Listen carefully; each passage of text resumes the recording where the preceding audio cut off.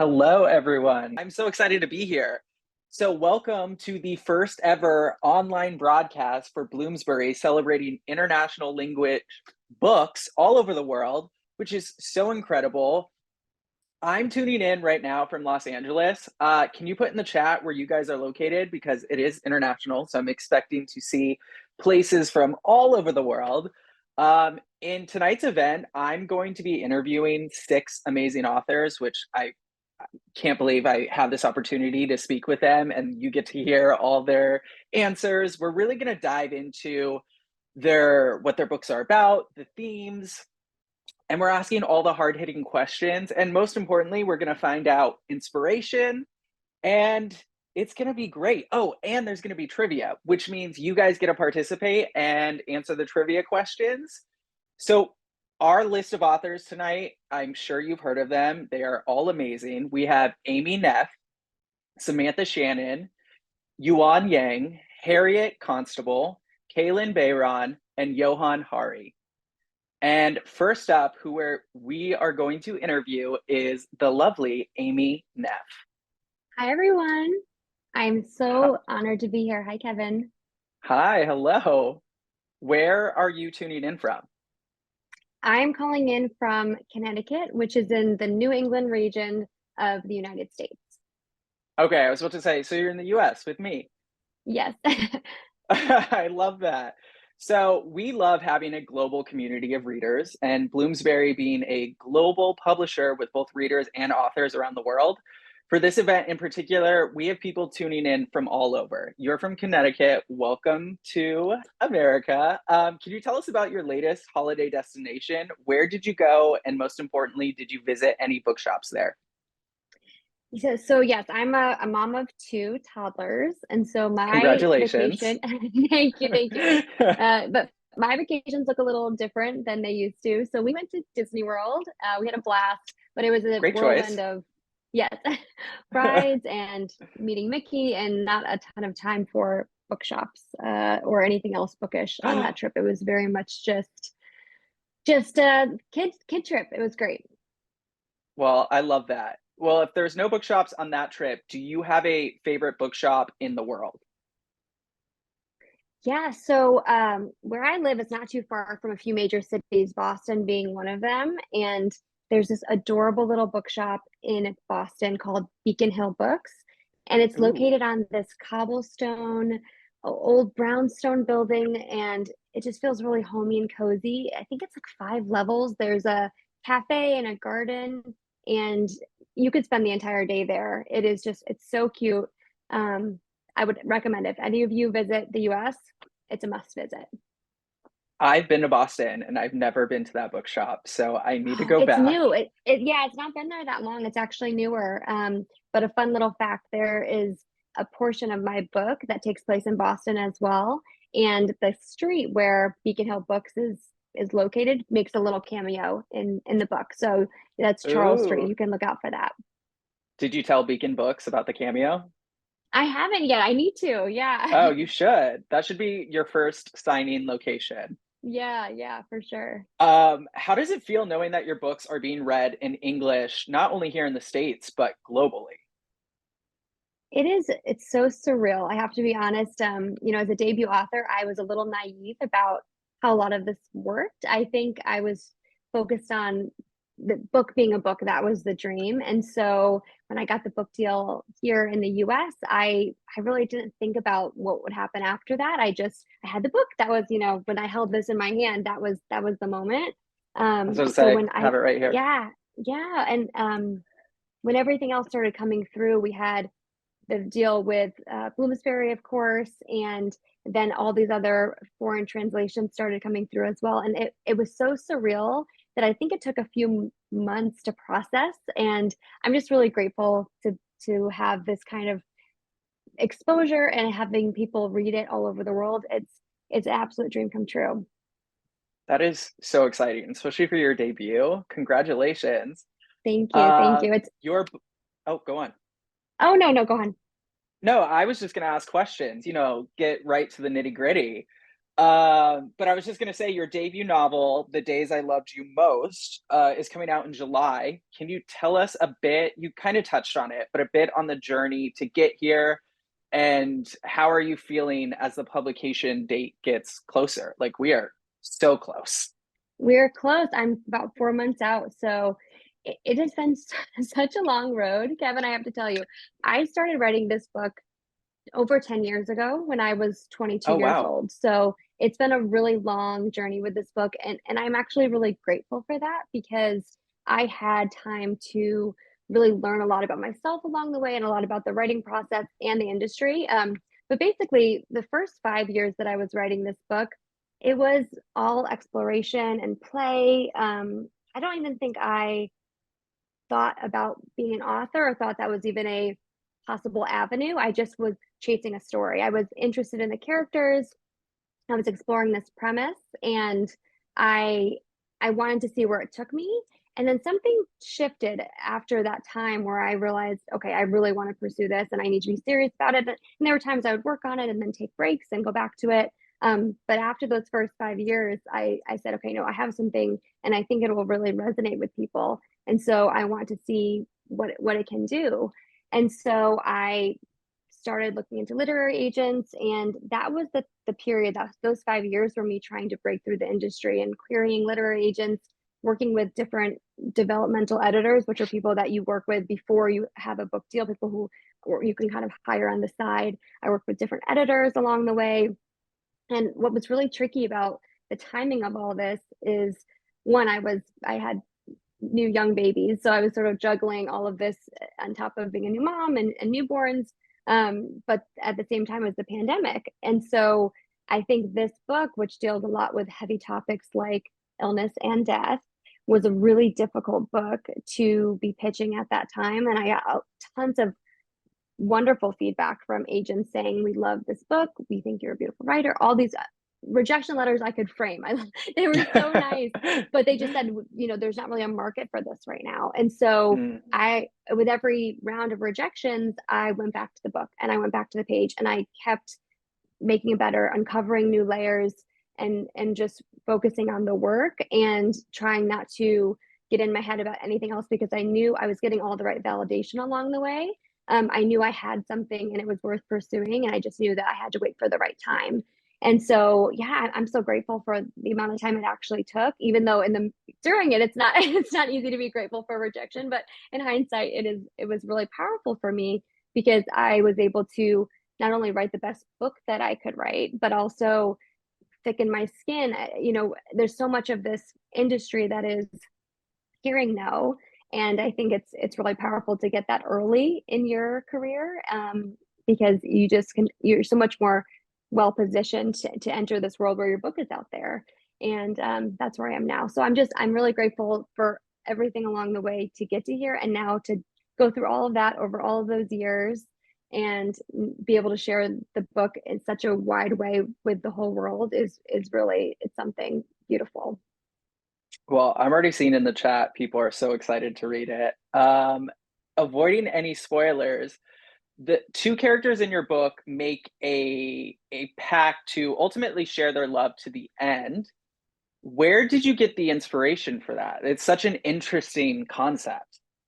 Thank you. Thank you. So I've always been a lover of love stories. That's always what I gravitate towards in movies or books myself. And I know I wanted to write one of my own. And the setting is actually inspired here in Connecticut. It's based on a fictional version of the town where my family has spent summers since the early 1900s. So it's a very special place to me. And I wanted to capture that feeling of belonging that I've always had at that beach. And I just wanted to keep it forever in between the pages of the book. So the setting was the beginning of an inspiration. And I was actually not even living in Connecticut at the time when I started. I was living in a different city in the southern part of our country. And then I was living in Atlanta. And so, which is very Oh, different than Connecticut. And yeah. so I think I was a little homesick for this place that I loved. And so I set it in this town that I fictionalized. And so it's my family place, but it's not my family story. So I had this setting and I know I wanted to write a love story, and a lot of love stories that I've read you have two characters that get together and there's obstacles and that keep them apart. And then at some point they come together and that's the end of the story. Usually you don't get to see what is it like to actually build a life? What does the love look like over a lifetime? And so I wanted to explore, what does it really mean to love someone for decades? What does that really look like? And what would it mean for you to really believe that you couldn't live without this person? What would that take? And I always had really great examples of love growing up. My grandparents were together for over 50 years, and Oh, wow. they had this really beautiful love story. And it was always clear there could never be another for them. And my grandfather passed away pretty unexpectedly and swiftly to cancer, and when he was in his 70s. And my grandmother, she outlived him for over a decade. And so it Wow. was really bittersweet. She got to see her grandchildren marry, and she got to snuggle great grandchildren, but she never got to share those beautiful moments with the one that she loved the most. And so my book is an exploration of what happens when a couple says, no, not us, we want to stay, and how our story ends. I love that. It's so beautiful. Really pulls at the heartstrings. Okay, I have one final question for you. If you Okay. were to pick a movie, or I mean, honestly, I can talk to you all day, but if you were to pick a movie and a song that give us similar vibes to your book, what would they be? Okay, so the movie is probably the easiest one because I hear this a lot. People think of The Notebook. It's a very That's what I close was gonna calm. say. Yeah, yeah. So it's the book. It's gonna make you cry, but it's a good cry. It's the kind of cry that will, the book will hopefully wreck you and then put you back together again. It'll leave you feeling full and not empty. It deals with heavy topics, but it's not the book that will depress you. It's very life affirming and full of love and hope. And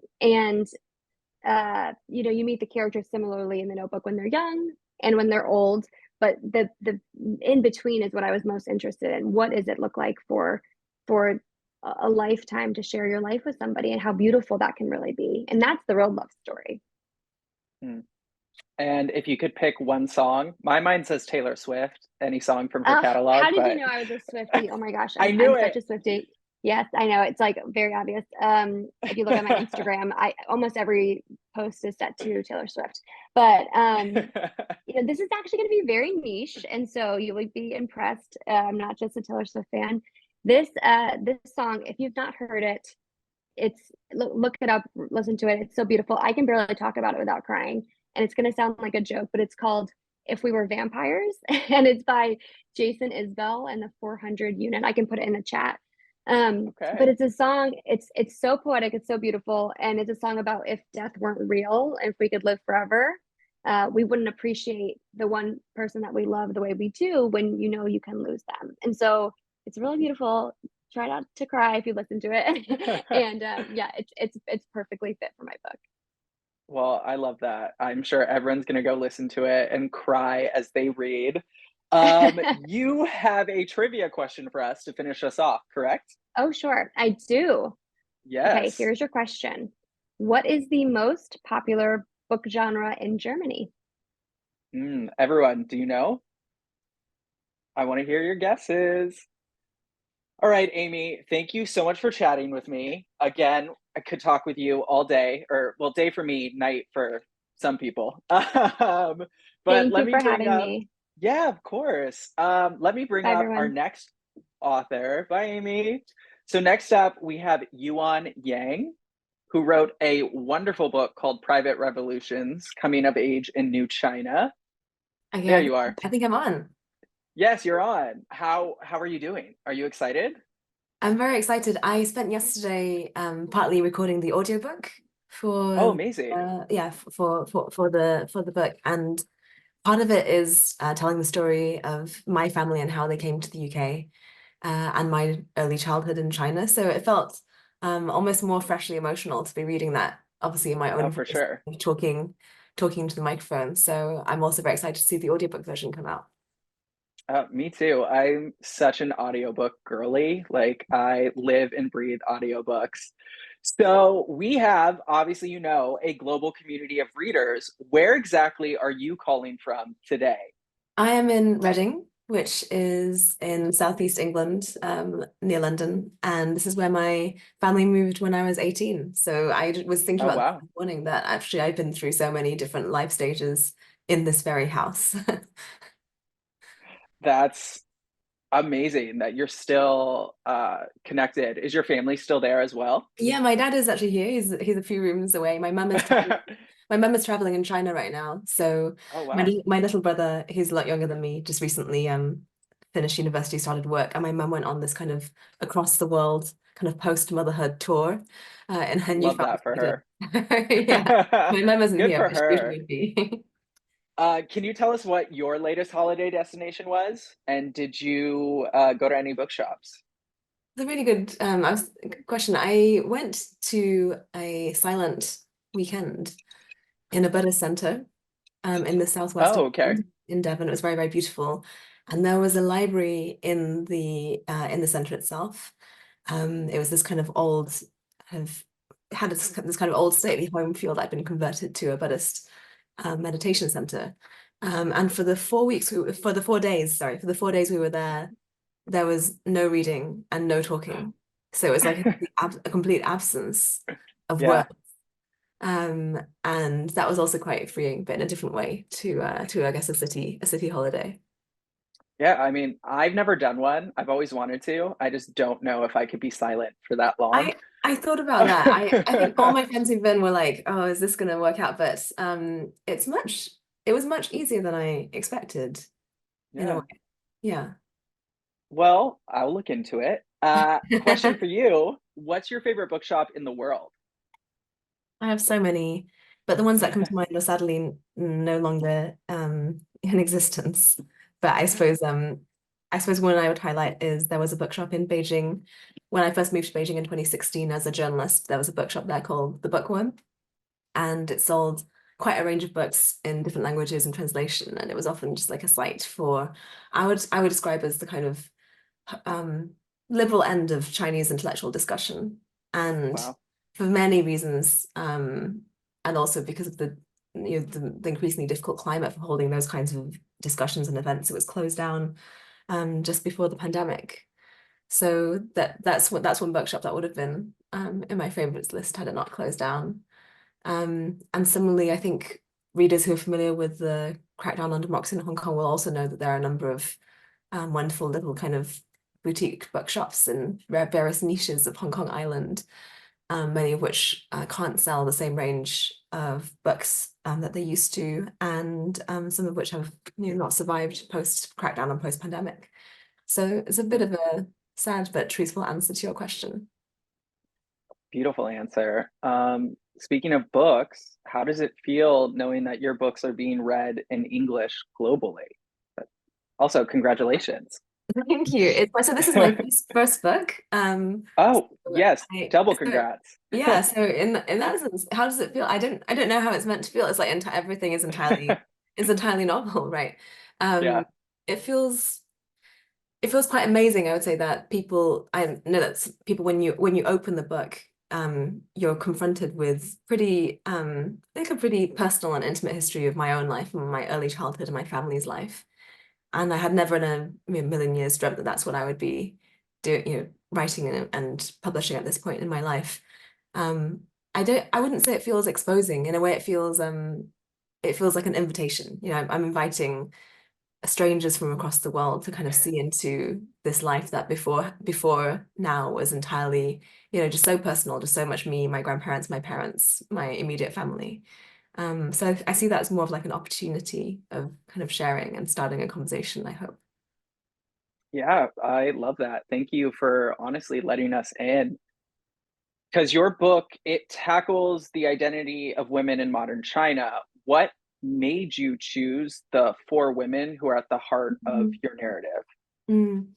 So of the four women that are in the book, one of them, whose pseudonym is Sam. So they all had to be pseudonymous because of various concerns about safety. My first encounter with Sam was when I arrived in Hong Kong in 2016. I was waiting for my journalist visa in order to enter the mainland.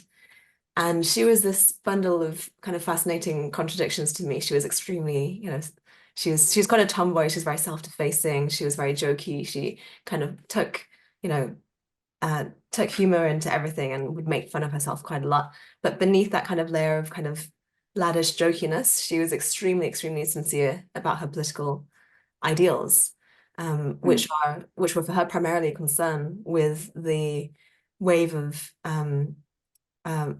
migrant workers, of which there are about 200, 300 million over the years in China, who were displaced, moving from the countryside to the city in search of work, but who didn't have urban citizenship. So in China, they were kept out of access to the city by and its various amenities and provisions like state education, like healthcare, etc., because of this internal system of passports, if you like, in China, which is called a hukou system, which essentially divides you into urban or rural citizenship. And she was really intimately concerned with inequality in the country. And speaking to her, I felt like I wanted to find the stories of women from different parts of China who would exemplify kind of this concern of hers, because Sam herself, quite unusually, was born into an urban family in one of the big cities.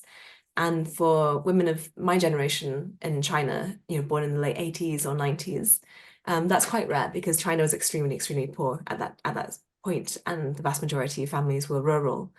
So I met the other three, and was through some of them were existing friends, some of them friends of friends, when I was just asking around for kind of examples of which women could I speak to whose lives really exemplified this massive transformation in China from the 80s onwards, this lifting of millions out of poverty, but then also the kind of risks and challenges and barriers to essentially to social mobility. And I think what struck me about each of them was that they had gone through immense changes in their own life. But not only that, they were able to reflect on them and to kind of investigate themselves and disclose that to me as a friend or as an interviewer. And I think that's quite a rare quality, I would say, among interviewees. And I think it's quite a craft to be able to not only understand what you've not only have kind of gone through so much, but also to start to understand what impact that's had on you and to essentially have the emotional fluency to talk about it. Yeah.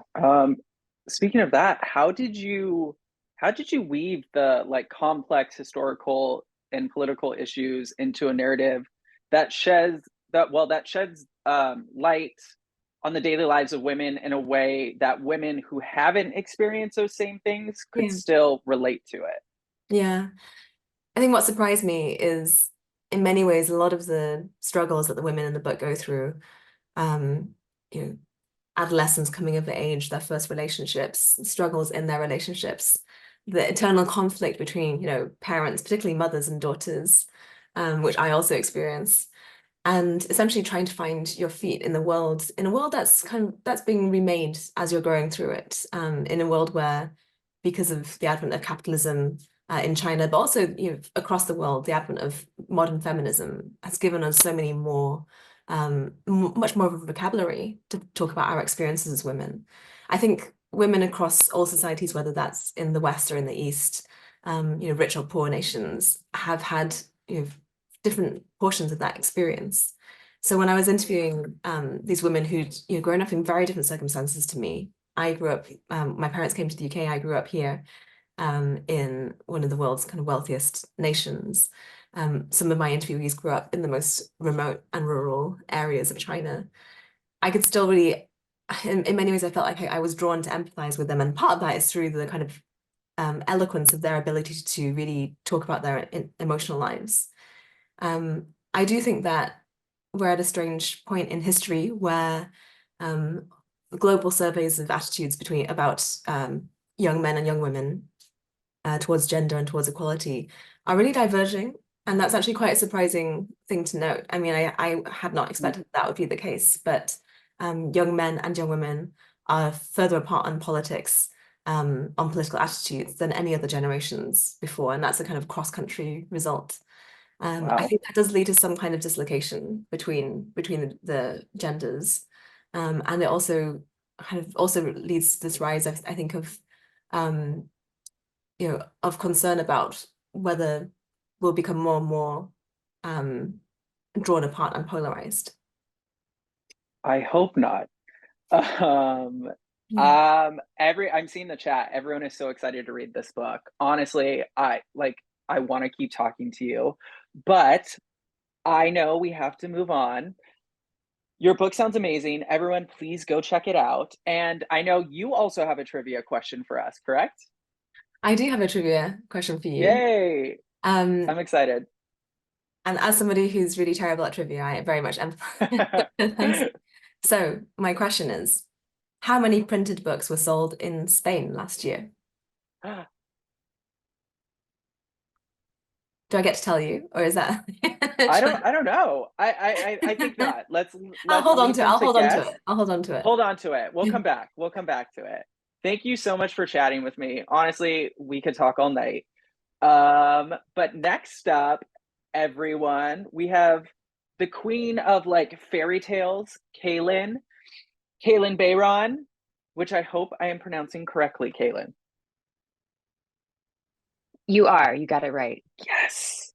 I always worry about names because I'm such a stickler to make sure I get them all correct. Yeah, you As did we've perfect. been talking, thank you. Thank you so much. As we've been talking all night, we have a global community of readers, which again is incredible. Like it's amazing. And for this event in particular, people are tuning in from all over. So where are you? I am zooming in from Central New York, which is Oh, in the U.S. So yeah, right by Cornell College in Ithaca. wow. Are you from New York? I'm not. I actually grew up in Anchorage, Alaska, which is the complete Yeah. opposite. Like I don't think you can't get much further away from New York and still be in the U.S. So yeah. Wow. Can you tell us about your latest holiday destination? Was it as far as Alaska? No, it was within driving distance because Okay. I have kids and I am getting old, so I don't want to go too far. So we went to Virginia Beach this past summer, and I just wanted to sit at the beach and read a book and have some good food, and that's what we did. What book were you reading? I was reading The Pallbearers Club by Paul Tremblay. Oh, yes.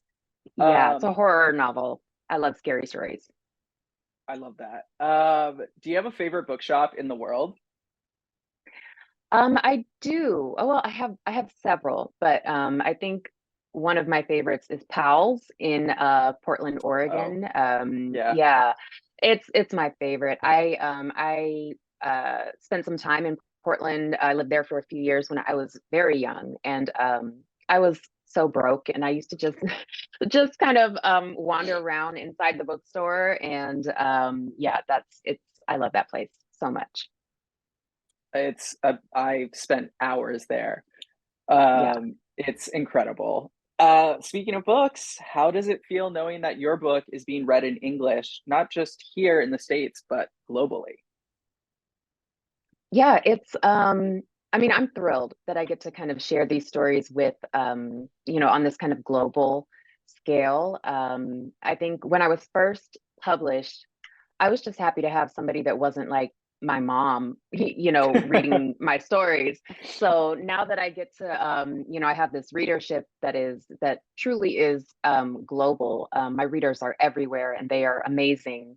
And so I don't take it for granted. It's a really special thing. I'm excited for everyone to dive into this new book because you've previously written about fairy tales. You did your own spin on Cinderella, and now you're doing your own spin on Snow White. What made you, one, choose fairy tales to retell, and two, what about Snow White in particular made you pick it? Yeah, so I'm really drawn to fairy tales because I feel that most kind of classic fairy tales have an undercurrent of horror. I have Yeah. a collection, I have the Brothers Grimm collection, Yeah. all of the stories that they collected, and they're all terrifying, honestly, which I love. So I love retelling those stories. And Snow White fits the bill. So Snow White has always been one of my favorite stories, mostly because of the magic that is involved. I just love the enchanted mirror and the evil queen's kind of sorcery and true love's kiss, that kind of thing. But like I said, there's this undercurrent of horror. The queen wants Snow White's heart in a box, and that is horrifying. So I'm drawn to those types of stories, and Snow White really fit the bill for one of those stories that I felt I could turn into something new, something scary, very much like Cinderella for Cinderella is Dead. That's honestly so cool. Do you know which fairy tale you might tackle next, if any? Oh, there are so many, and there are some Easter eggs in my forthcoming retelling, Sleep Like Death, um, that will kind of point out. I have some choices. I have some Great. wiggle room, so we'll see. We'll see. How do you approach creating characters drawn from these fairy tales in a way that makes them real to the people reading? Um, I think you have to give characters agency. I think we need to know what they fear and what they love and what their goals are. And I think we also have to make them flawed. I like to give my characters a little bit of an ego that needs to be checked from time to time. They think they can kind of take on the world, and then when everything comes crashing down, they have to reevaluate themselves. I think that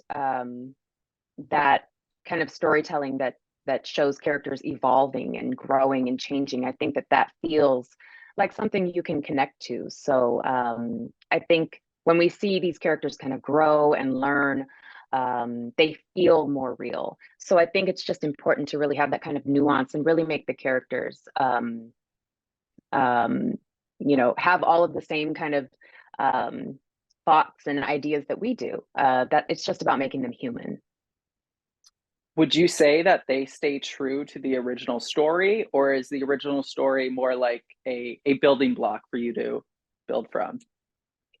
Yeah, it's definitely a building block, because I do tend to change the characters quite a bit, the main characters, but I do think that the heart of those characters is intact within these new kind of reimaginings. And with all these reimaginings, why do you think they've become so appealing to readers? Um, yeah, I think classic stories are classic for a reason. There's something about them that continues to resonate with readers, and I think it really has to do a lot with storytelling kind of as a tradition. There's something in us as human beings that craves storytelling as a way to connect to each other and to the world around us. And so I think, for thousands of years we've had storytelling as a way to kind of pass knowledge, and over time these classic stories kind of change to fit the climate that we are kind of facing right now. So there's always room to kind of retell these stories and make them more relevant to today's readers. And so I think there's something about the familiar feeling of those stories that people are really drawn to. And I think with a lot of my retellings, I'm taking on kind of societal issues, and that always will feel kind of that will always feel very present Hmm. for readers. So yeah. Speaking of readers, can you recall a piece of feedback from a reader that deeply affected you or perhaps altered your approach to writing? Yeah, so my readers, I have a lot of very young readers. I love my young readers so much. I write middle grade as well as YA. They're the best. And they send me emails, they send me letters. I get to talk to them in person. And I think their feedback is the best because they don't have a filter. They will just tell you how they feel. It's very honest. And you got to respect Kids are very honest. yeah. You gotta just kind of be like, oh, that Like, hurt ouch. my soul, but Yes. I'm gonna let it go. But I think the feedback that I get most often from my young readers is that they are getting a chance to see themselves in these characters that I create. And I think if you are a young reader from a marginalized background, if you have, if you come from a place that has historically been excluded and marginalized, that seeing yourself in these stories as a main character, as the hero, as the princess, the royalty, the person who gets to save the world or save the day. I think that can be transformative for young people. So I love hearing that that young people are seeing themselves reflected in the work, and that makes me that motivates me to keep telling these types of stories. Which is honestly one of the reasons why I love reading, especially today. There are so many more stories that I think a lot of readers can relate to that I didn't particularly have growing up. One final question for you. Are there any retellings by any other authors that you particularly enjoyed or gave you any kind of inspiration? Yeah, there are so many, so I will not give you like a laundry list of them, but a few of my favorites are So Many Beginnings by Bethany C. Morrow. That is a Little Women remix for the remixed classic series. Yeah. It's wonderful. Of course, Wicked by Gregory Maguire, one of my favorite stories of all time. And there's also another one called Self-Made Boys. It's a Great Gatsby remix by Anna Marie McLemore. So those are some of my favorites. I have many. Those are some of my favorites. Honestly, great choices. I've read the Romeo and Juliet one. Yeah. I love the remix classics. All right, Kalynn, trivia time. Also, everyone watching, answer the trivia questions on Instagram on Tandem Collective in their stories. But I love seeing the guesses in the chat, so keep it up if you like. But Kalynn, what is your trivia question for us? Okay, so my question is, what nationality was the author of the first ever published novel? These are great questions. They really are. Well, Kalynn, thank you so much for chatting with me. I'm so excited for everyone to read your latest retelling. And everyone, make sure you go look for those Easter eggs to see what she's going to do next. My guess, Little Mermaid, but that's what I can hope. You never know. You never know. Well, thank you so much for joining us. Let's bring in our next author, Johann. I think I just hit the right button. Did I do it? Yay! Welcome. Hooray! Sorry, I was briefly technologically incompetent. I was like, if he's not here, the show must go on. I'm alive. Yay! Well, welcome. Thank you for joining us. Woo! Thanks for having me. Yeah, of course. So, where in the world are you right now? I am in London. I just came back from being in Hawaii and Jamaica. So in my body, I'm just like, where am I? What's happening? Why is anyone talking to me? Why is anyone moving? I've drunk so much caffeine today that I might have a stroke during our conversation, but I have this some week too. some more. Perfect. I recently read a biography of Elvis that said in the last year of his life, he had a doctor who came and injected caffeine directly into his veins every morning. I'm like, I need that doctor. But my friend was like, yeah, Johann, what happened to Elvis next? I was like, okay, fair enough. Didn't work out so well for him. But I knew someone who would take like caffeine pills. Off topic, but that's allegedly a thing. Amazing. I would freebase them if I could. Well, you briefly touched on this already. So we know your latest holiday destination was Hawaii and the Bahamas, correct? No, Jamaica. It wasn't actually a vacation. I was I don't really ever travel just to relax. I'm not a very relaxed person. So I went to Jamaica for 3 months to do a load of research and writing. I was in a tiny little fishing village in a place called St. Elizabeth.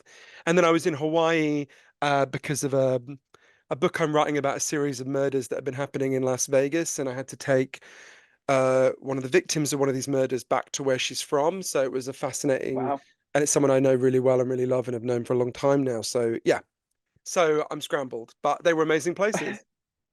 Did you go to any go to any bookshops while you were there, or it was just So work in focused? Jamaica, in Mo Bay, I said, where is there a bookshop? I Googled it and I went there, and the only books they sold were about why you need to embrace Jesus before you burn in hell. And I was like, this is not the reading material I was looking for. But nonetheless, it was Jamaica, so they were still quite, even when they sell books that are telling you you're going to burn in hell, they're quite cheerful and chill about it. So, you know. Well, I'm sorry that one was a bust, but Well, do you have a favorite bookstore in the world? so I have so many, but I would name one in particular, which is actually in Vegas. So there's a place called the Writer's Block. It's about a 10-minute walk from Fremont Street. And I love that in the middle of the kind of madness of Fremont Street, there's just this amazingly good, beautiful, brilliantly curated little bookstore that I really recommend. And they do great events as well. So everyone, when they're going to Vegas, go to the Writer's Block. So they quite a surprisingly large number of good bookstores in Vegas. There's quite a few good secondhand ones. Yeah. I've been to Vegas a few times, and finding a bookstore down there never really crossed my mind, but No, I will literally check nobody out. goes to Vegas. Nobody goes to Vegas Yes. to read, right? This is not the I was purpose of a like, trip to I'm Las not. Vegas. But yeah. But if for the people, because I'm there a lot of the time because of this book that I'm writing. So, yeah, it's worth checking out. Feel. Well, how does it feel knowing that your books are being read in English globally? It's funny. Most of the time, I just don't think about it. But there's because whenever I'm writing, I sort of have to imagine I'm only writing for one other person. But every now and then, there are these moments when it breaks through, and it's really weird. One of the weirdest ones was I was on a plane in Colombia, and one of my books sold really well in Spanish. It was about the war on drugs, and I saw a woman reading the Spanish edition, and I was like, it's the first time I'd ever seen anyone reading one of my books, and I don't speak Spanish. I was so excited, and she didn't speak English, and I'm like, me disculpa, es this mi libro, and she looked at me and she said, no, mi libro. And I realized she thought I was I was claiming she had Yes. stolen my copy of the book. And I'm trying to go, no, escribo, me. And she just looked absolutely horrified. I had to just walk off, and she thought I was just this random person trying to steal her copy of the book. So I always felt quite sad about that. But That's so funny though. So your books, so you're a journalist and you do investigative writing, right? Correct? Is that what you would say? What drew you to this, to that type of writing? well, I guess every book I ever write, there's a mystery that I want to solve, that I want to understand, right? I'm not an expert. I'm a journalist. I want to go on a journey with the reader, which is always a physical journey around the world as well, to figure out what's going on. So we had a lot of addiction in my family. I wanted to understand what I could do because nothing I was doing seemed to be doing any good. So I Mm. wrote my book, Chasing the Scream, where I went on this big journey all over the world to understand what causes addiction, what we can do about it, places that have succeeded in reducing addiction. With depression, my book about depression, lost connections. Um, I wanted to understand, at the time that I wrote it, I was 40 years old, and every single year that I've been alive, depression and anxiety had increased. I wanted to understand, well, why, right? And how do we reverse that trend? So a big journey to understand that. So for me, it's always, there's got to be a question that I genuinely don't know the answer to. And then I go on a journey to try to understand it, which is why my most recent book, Magic Pill, is about these new weight loss drugs and the kind of huge mysteries around them, and trying to really get to the bottom of the incredible complexity of this subject. Yeah, I was gonna ask, what drew you to choose, like, because I know your book discusses Ozempic and these weight loss drugs. What about that pulled you in? From the moment I heard about these drugs, I felt so conflicted. So you could tell a story that I've been waiting for these drugs all my life. I'll give you an example. One of the lowest points of my life was Christmas Eve 2009, when at lunchtime I went to my local branch of KFC, and I went in and I said my standard order, which was so disgusting, I'm not going to repeat it to you. And the guy behind the counter said, "Oh, Johann, I'm really glad you're here." I was like, "Oh, okay." And he went off behind where they fry the chicken. He said, "Wait a minute." And he went off by where they fry the chicken. And he came back with every member of staff and a massive Christmas card in which they had written, "To our best customer." And one of the reasons my heart sank is I thought, this isn't even the fried chicken shop I come to the most, right? Mm.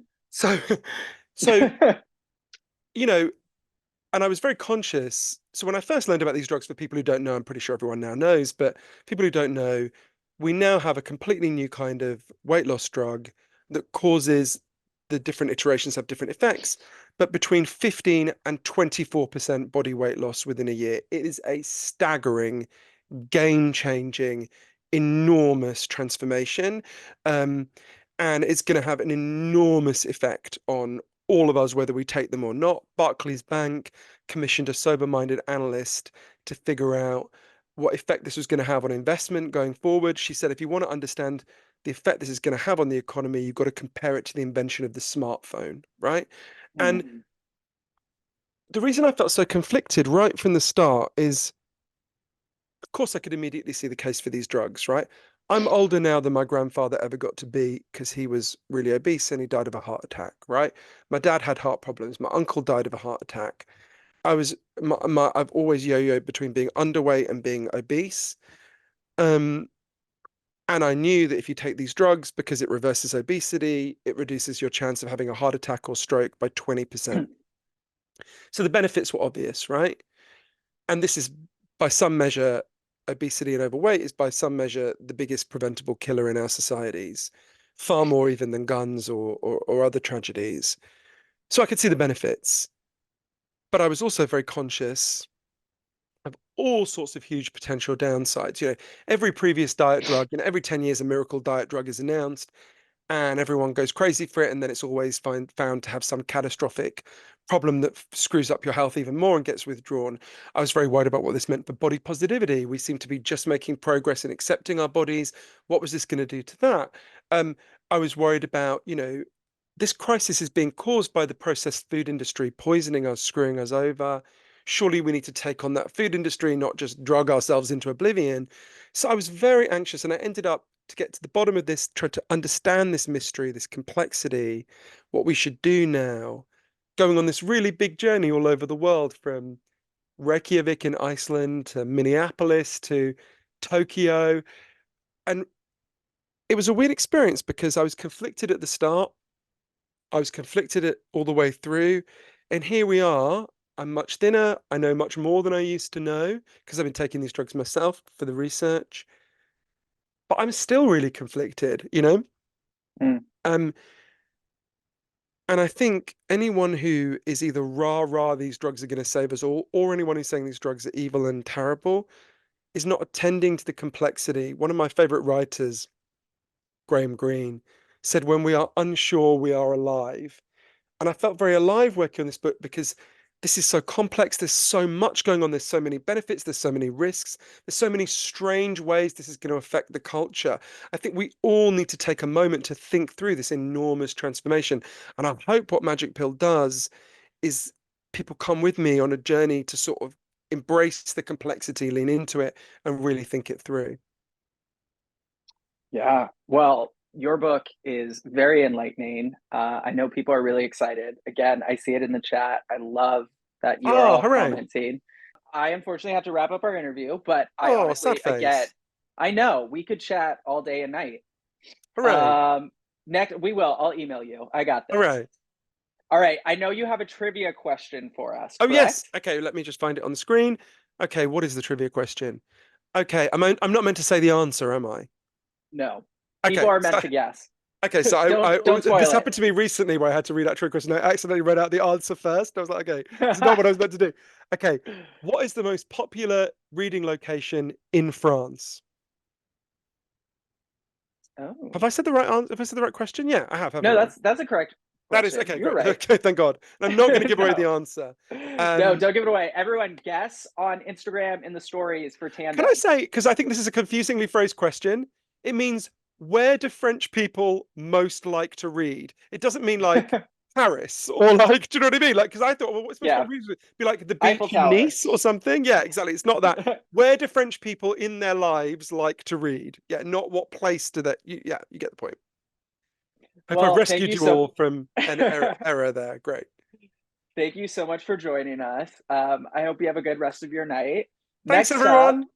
Great. We are Cheers. yes, bye. We're gonna chat with Harriet Constable, which I can't wait to have this conversation. It's gonna be so fun. Your book, gorgeous. Look at this. Thank you so much. Hello. Can you Yes. see me? Hello. Hello, hello. Hello. So, of course, we're live globally. Where exactly are you right now? I am in London, England. Okay. Are you from London, England? Yes, I grew up in Surrey, just outside of London, and I lived abroad for a few years. I saw on the chat that there's some people from South Africa. Hello, I lived in South Africa in Joburg, so sending lots of love there. But yes, London is home now. I went to London for the first time last year, loved it, and cannot wait to go back. Amazing. Yeah, the bookstore is incredible. And speaking of bookstores, where did you go on your last holiday? And did you go to a bookstore while there? Yes, so I was in Aix-en-Provence, which is in southern France. It's a beautiful, historic, romantic place. I was working on my next book there in January, and there is a bookstore there called Mon Chat Pitre, and it is not only home to an amazing array of books. It is also home to 9 rescue cats who are just kind of sprawled out majestically across the novels. So I loved it. I have 2 kittens myself, so I was in heaven, missing my cats back home, but able to pop into the bookstore and see the rescue kittens every day. Oh, I love that. I also just adopted my first cat, so I totally understand the love. Yes.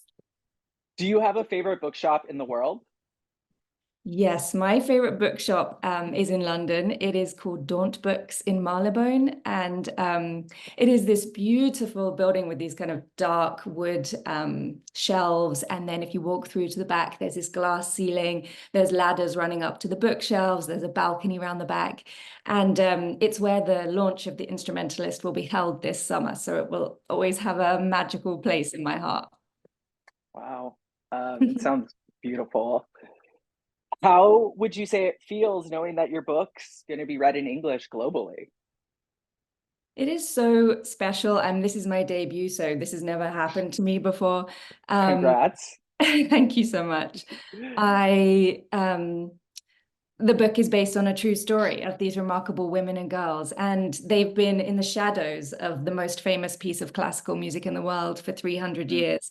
So the idea that all over the world, people are finally going to get to know Anna Maria della Pieta and these other remarkable women and girls and be talking about them just is the coolest thing I could imagine. Yeah, it's such an interesting concept and story. What a beautiful debut. Thank you. I would say, so your book takes us to Venice at the beginning of the 18th century. Can you share a little bit about the real life inspiration behind the character Anna Maria? You had briefly touched on it, but for those who don't know. Yeah, so I found out about this true story in 2019, just a drop kind of passing story in a non-fiction book, which mentioned that Antonio Vivaldi had taught in an orphanage in Venice for his entire career, and he had composed all of his most famous pieces of music while working there. I was immediately fascinated, and I went away to research this. And one name in my research kept rising to the surface, Anna Maria della Pieta. She was his star pupil. She was an orphan. She was a musical prodigy. She went on to become Vivaldi's biggest rival and ultimately one of the greatest musicians of the 18th century. And there were so many, there's so much missing from the history of women generally, but there were a few kind of whispers and delicious facts to kind of tag the plot to, including the fact that Vivaldi had bought her own violin. So I knew that she would be the main character for which to tell not just her story of how remarkable she was, but also the women and girls who were her kind of sisters really in the orphanage. Wow. Yeah, this honestly is the first time I've heard of her, was when I was reading your book, which I love that you're bringing her to the forefront and honestly letting the world know who she was and what she did. Do you yourself, because obviously it centers around music, do you yourself play any instruments? Do you have a special connection to music? Is it Taylor Yeah. Swift? I love Taylor Swift. I come from a musical family. We all play different musical instruments. I grew up playing the piano, and I did my grades on the flute, and I sing. My mom and I like to play the piano and sing together, which is adorable, still adorable. I love that. And yeah, so I love all different types of music. I'm not kind of fussy. It really depends on my mood and the day. With classical music, though, I think a secret, if you don't already love it, is to kind of blast it out while in nature. I really feel like some pieces of classical music were made to be listened to while staring at a mountain, and you cannot not sob when listening to those. I should make a playlist and Honestly, and share it. please do, because I love classical music, but never know like where to go. And I never ever thought about doing it outside. To me, it's like studying or reading when I listen to it. Yeah. So everyone, you heard it. Go outside and listen to classical music. Yes. Would you say, was there anything in particular about Venice that you loved, or about your research into the city itself? Yeah, I didn't get to go to Venice until the January of 2021, because of course it had been the lockdown. So all of my research took place at home, and then finally I got to go. And when I arrived there, it was like stepping onto set. You know, Venice hasn't really changed since the period in which the book is set, which is the beginning of the 18th century. And what, I guess, a couple of things that. One thing that really gripped me was this contrast there between opulence and decay that you see everywhere as you walk through the city. It so perfectly mirrored the themes for the book. The women and girls of the Pieta lived on this constant knife edge between glory and the abyss. They were either being drowned in the Venetian canals as babies, or they could go on to become the greatest musicians of the 18th century, rubbing shoulders with kings and queens and dressed in silk gowns. So the fact that the setting so echoed the theme was a real gift. And I think as well, in my research of Venice, so many things just gripped me that it was exciting to see when I got there, but that I had learned about beforehand. It was the height of the party for Venice at the beginning of the 18th century. It was a place of such modern values and innovation. So things like the piano was just being invented, the major and minor keys, the violin was being perfected. We haven't improved on it since. People were packing up their bags and coming to Venice from all over the world to kind of live their dreams. Sex work was monetized. Women were given opportunities beyond anyone's wildest dreams at that period. So the fact that things were invented then that we still value so highly now just blew my mind in my research. Your passion for music and the story is really coming through, and I know people are getting more and more excited. Because this story takes place in the 18th century, how does, let's say, Anna Maria, how do you think she relates to modern readers, or how will modern readers identify with her?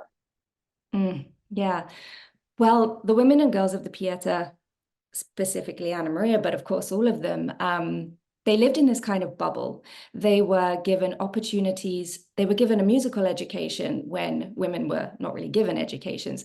They were allowed to play instruments that other women weren't allowed to play. They were allowed to have careers and earn money and become stars.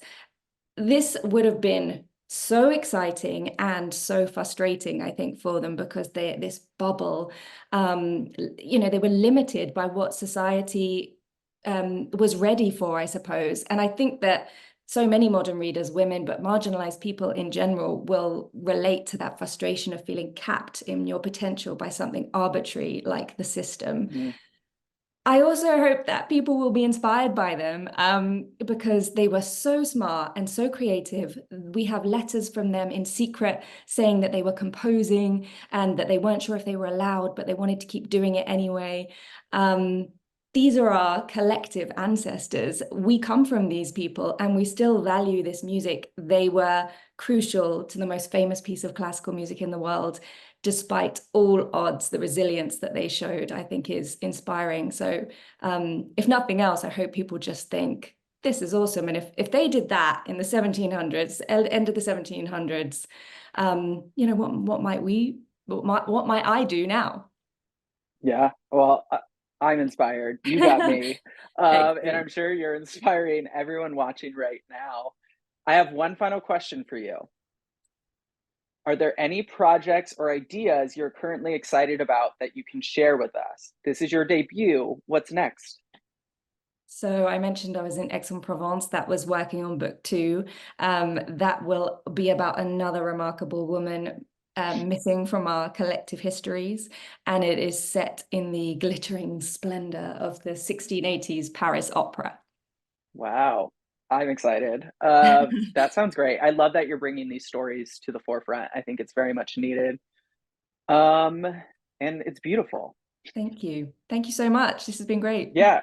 Well, before you go, trivia question. I know you have Yes, one for us. I do. The question is, what percentage of Swedish people prefer to buy books in bookstores rather than online? I love bookstore shopping, so I can't wait to see all your guesses. Harriet, thank you so much for joining us. Thank you so much, Kevin. This was great. Yeah, honestly inspired. Thank you. All right, everyone. I hope everyone's doing well. How are you doing? We have one more author to chat with, and that is Samantha Shannon. Hi.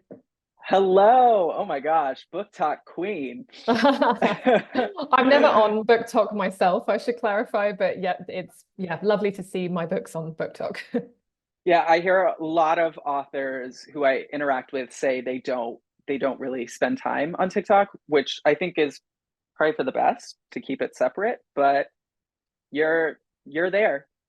I'm there. It's the infinite scroll I find very dangerous. I can just spend way too long on TikTok. So I'm very much just an Instagram person at the moment. Yeah, I totally relate to that. Where are you in the world right now? I am in London, specifically West London. Okay, so London's very popular tonight. Got it. It is. What was your latest holiday destination? Where did you go, and any bookshops while there?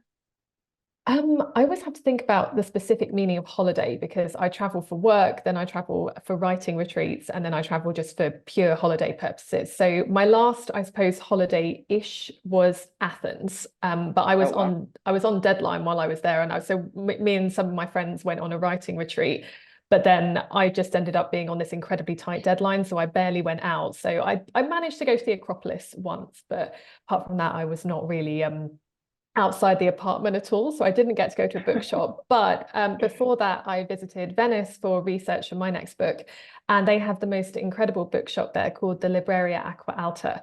And Acqua Alta is like the high waters in Venice. So sometimes part of the city floods. And in order to stop the books being damaged, because they had several cases where the waters came and just completely destroyed all the books, what they do is they sell books out of like gondolas and baskets and other things like that. Wow. And it's a really adorable bookshop. It's very crowded a lot of the time, so it's quite difficult to look around because you're kind of filing through with all the other tourists, but it's really lovely. It's one of my favorites. It definitely sounds like something I would love to see. Only been in Venice once. Definitely need to go back now. I love it, yeah. How does it feel knowing that your books are being read in English globally?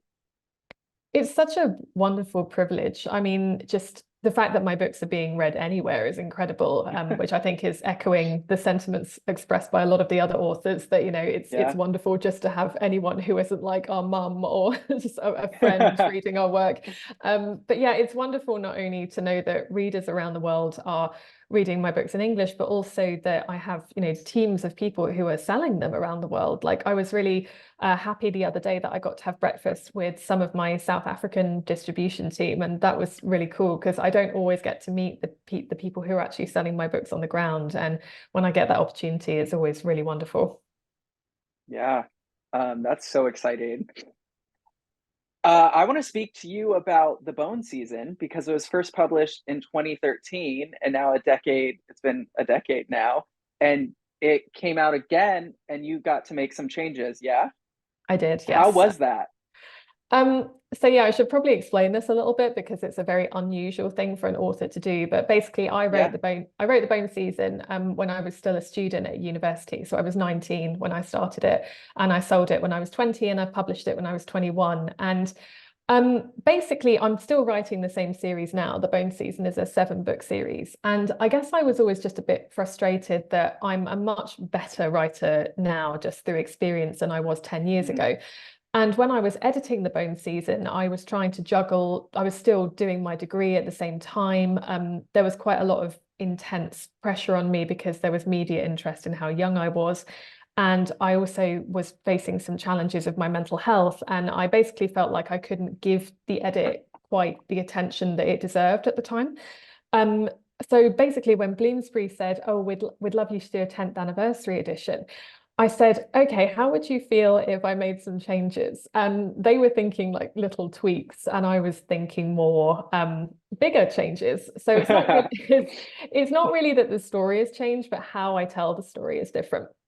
So it's basically the same story, but written with more experience under my belt. So I've ended up doing that for the whole series. The revisions have got lighter as they go along, but if you haven't started the Bone Season series, it's the one with this cover.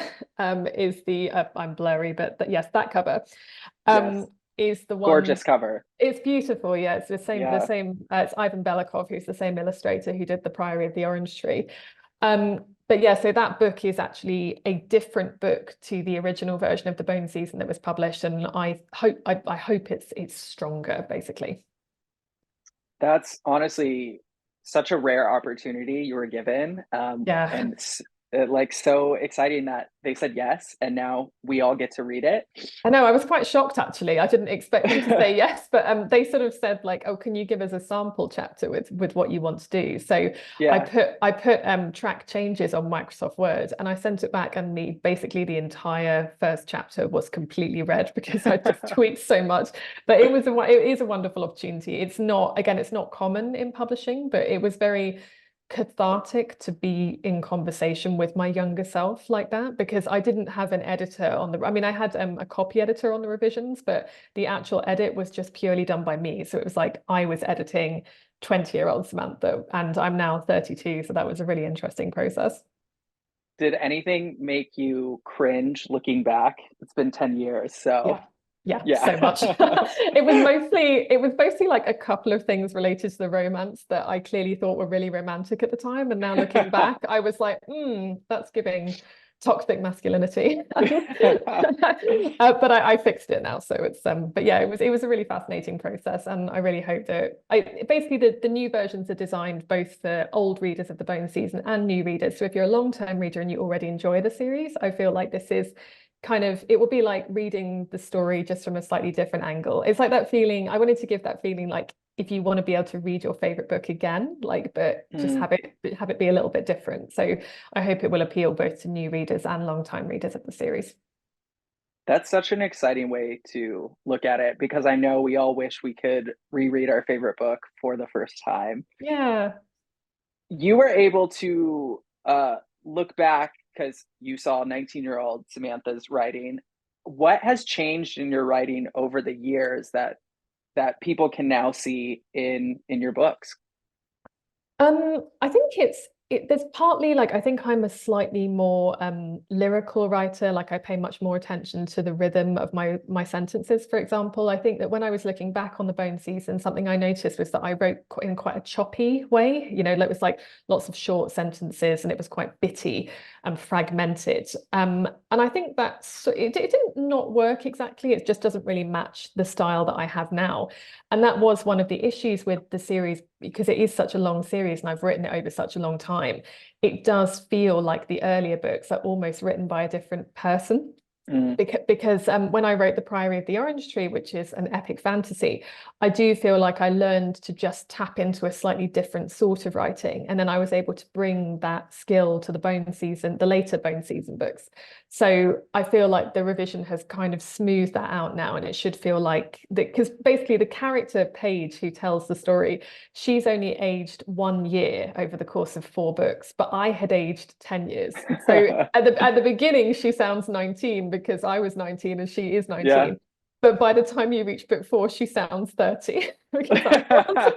So it was actually lovely just to be able to smooth out her voice a little bit. But yeah, it was mostly to do with things like sentence structure. I think, like I mentioned earlier, I think my feminism had developed a little bit, and there's different things that I found romantic, for example, and the romance is very much at the core of the series. So yeah, there were lots of small things, I would say. Well, a lot can happen in 10 years. It really can, yeah. Fantasy as a genre has evolved so much, and it's constantly evolving. Where do you think the future of fantasy is headed? I think we're in a great place with fantasy at the moment. I mean, it's just phenomenal, really, how many readers are, because it used to be considered quite a niche genre, and now it's so obviously not. Like, there's such a huge, thriving community of readers who love fantasy, who love world building and lore. I think that at the moment, I think it's great that we have so many more voices in fantasy, like voices from different backgrounds. We have a lot more work centered on women, on queer narratives, on people of color.